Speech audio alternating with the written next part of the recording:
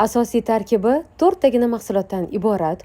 Un va shakar qo'shilmaydigan, semirtirmaydigan, oqsilga boy bo'lgan PP desertga nima deysiz? Ushbu desertning nomi esa Cheesecake Bounty, chunki u yerda kokos strushkalari ishlatilgan va sizga Bounty shokoladini ta'mini eslatadi. Tayyorlanishi juda ham oson va oddiy, demak ishni boshladik. 4 ta tuxumni chaqib, oqidan sarig'ini ayirib olamiz.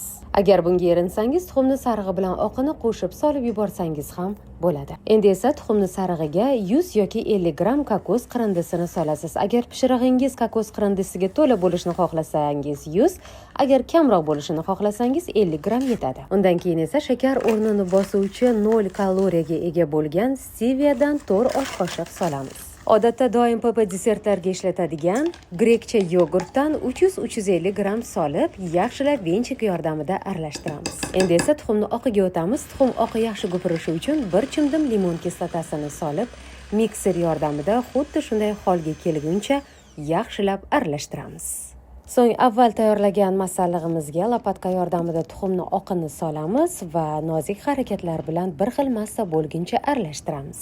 Eslatib o'taman, agar uyingizda tuxumni oqini gupirtiradigan mikseringiz bo'lmasa, tuxumni oqi bilan sarig'ini solib, orqasidan men solgan masalliqlarni solib, bemalol venchik yoki lopatka yordamida aralashtirib, ushbu shirinlikni tayyorlasangiz ham bo'laveradi. Qolipga solishdan avval albatta pergament qog'oz soling, chunki masalliq qolipga yopishib qolishi mumkin. Ustini esa tabga ko'ra bezating. Uyingizda bor meva deysizmi, yong'oq deysizmi, bemalol men kabi bezatishingiz mumkin. Menda yong'oq topilganligi uchun uni maydalab, ustini yong'oq yordamida bezatdim. Yomon emas. Aytgancha, cheesecake-ni pishirayotganda asosiy qoidalardan biri bu albatta cheesecake-ni joylayotgan listingizga 1 sm gacha bo'lgan suv quyishingiz.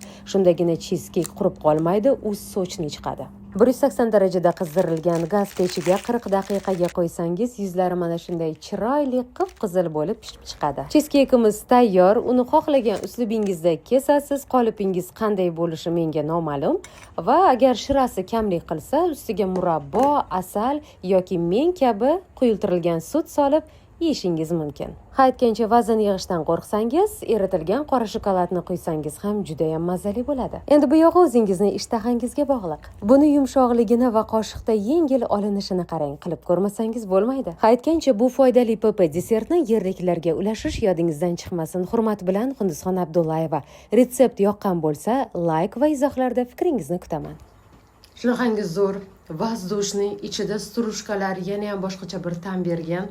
Albatta qilib ko'ring. Agar vazn yig'ishga qo'rqmasangiz, ustiga zug'ishonka qiling. Vazn yig'ishdan qo'rqsangiz, asal qilsangiz ham bo'ladi.